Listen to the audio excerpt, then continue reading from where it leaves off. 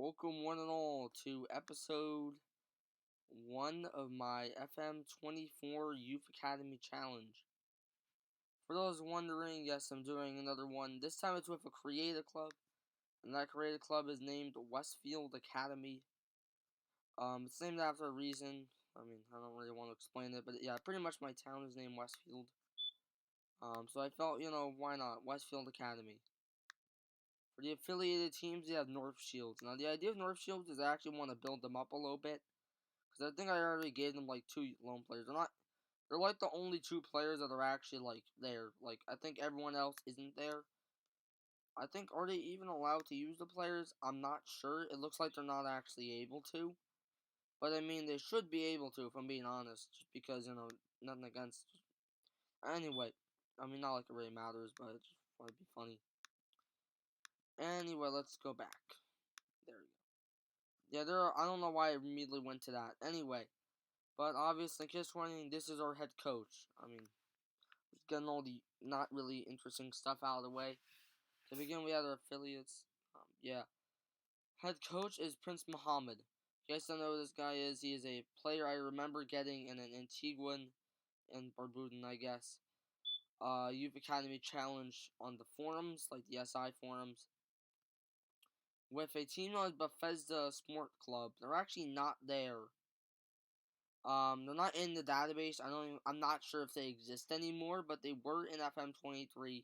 So I converted the team to FM24. And I actually did I nearly did 3 seasons, but then eventually the data corrupted and it was pretty bad. I do remember because I have screenshots that this guy was a player. I'm not sure the hair is correct or anything. I don't think it is, but I just showed like a screenshot of the youth intake. So I can't really predict it, and this does look like good enough to me anyways. As you can see, he was hired last year, and he did very well in his first season. Now, you may have already saw how well we did. It was kind of hard to hide, but let's look at the monthly stats. To begin, we had, first month, we only got 1 loss versus Warrington, which is pretty bad, but that's about it. As you can see, we didn't do well this month in the league, but we made it all the way to the 3rd qualifying round. Well, technically not really. Peterborough Sports, we had to require a replay.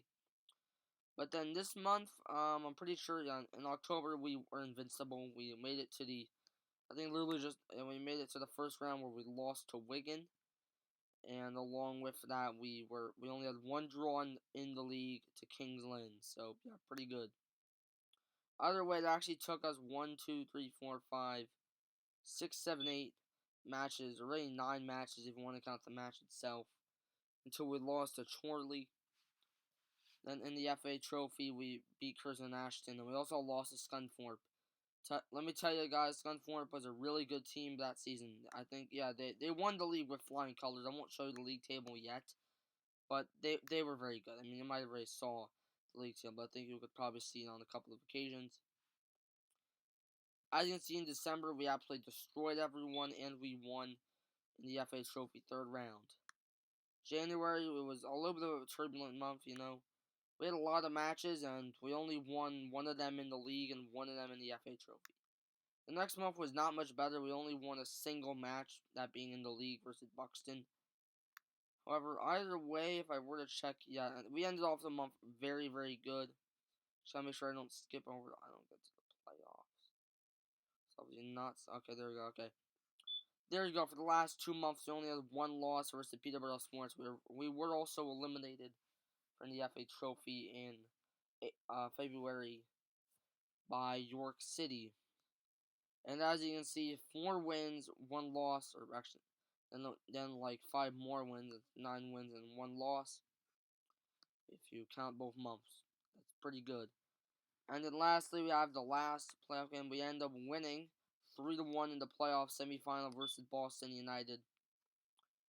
And then you had Chester, who we lost. We beat Boston United 3-1, and we lost 2-0 to Chester FC, which was pretty upsetting because we were a much better team if I were to show the league table, but either way that is just kind of where it all ended. Let's show you guys the league table. There you go, there's the playoff final. Chester got promoted, but either way, we were second. We were 10 points behind Scunthorpe, which is not great, but on the other hand, it was still much better than we were still much better than the teams below us. Like if you look at the gap between us and Spennymoor, it was crazy. I think next year we should be able to win it all. Honestly, we should be able to at least get the trophy, unless all of a sudden we lose a lot of players because of offers. Which I mean, I think is possible. A lot of players, I'm guessing, would really love to have the squad we do, or really a lot of teams would love to have the squad we do, but they ain't gonna get it, or at least I hope they don't. We'll see. And of course, because it's a Youth Academy Challenge, I mean, I'll show you guys the tactic. You really need to know it. That's our tactic. There are some players who I will mention are actually youth players. You may be able to see them there, but let me just show you guys what the youth candidates look like. This was our youth intake. As you can see, it was pretty good. I wish for some more current ability, but you can't really be that greedy. Scott Hurst is completely bald. What happened to dude's hair? I don't know. Along with that, I mean, that was about it. Yeah, Scott Hurst, who's signed until, I'm pretty sure that actually is signed until March 1st of 2025. He really did not sign for that long. I think it was on a non-contract, if I remember. It says youth contract, but I'm pretty sure, I mean, I think I offered them also regular contracts. They haven't done anything with them, but they should hopefully get regular contracts, because I don't want to deal with the youth contract crap. That's going to be pretty bad if we have to deal with that. Like, once they're eligible for a main contract, which all of them should be, I'm offering them a main contract. I don't want to have to deal with all of them leaving. Sorry. And then the other player besides them was John Walsh. He's not really that good. The best player out of them was best player out of them, I would say, is Scott Hurst. And I'm not just judging that based on current ability. Okay, I'm lying. I pretty much am. But he's still pretty good.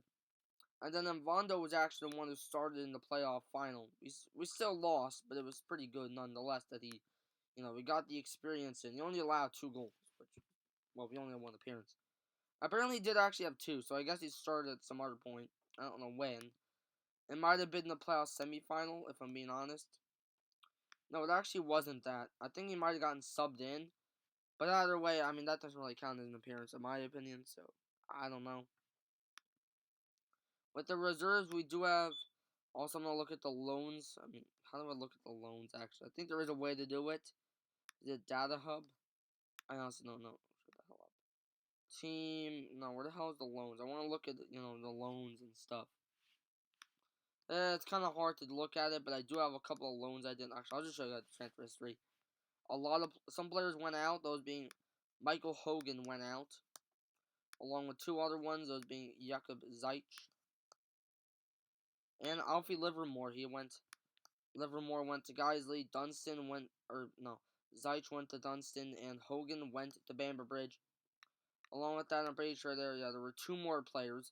Oscar Hartley went to, no, he's actually still with us, but he's leaving, I think, after this season. But Thomas White, we were not as lucky with. He did not get offered the loan back. Therefore, Thomas White is now gone. It kind of sucks because, I mean, with him, we probably could have maybe stayed in. I think with him, we could have maybe have gotten past the playoff. Maybe with a draw, but I think we still would have lost. I mean, maybe. I don't really know. But either way, Vondo gave up 2 pretty bad goals. I mean, both of them weren't really his fault per se, but I mean, he could have blocked them, but they're very difficult for, like, a 15-year-old.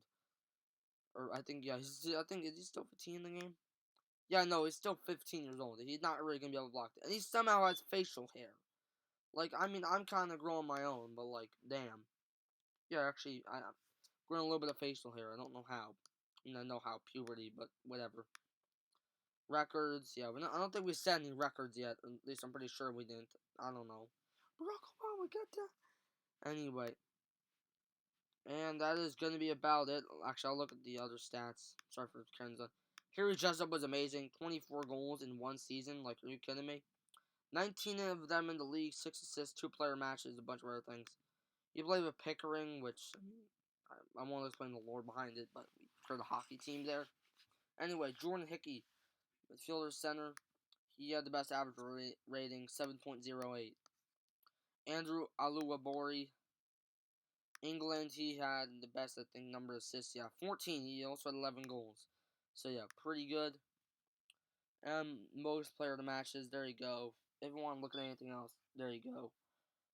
And And yeah, that's going to be about it. I think that is going to be it for me. And I'll see you guys out. And I'll see you guys. John is out.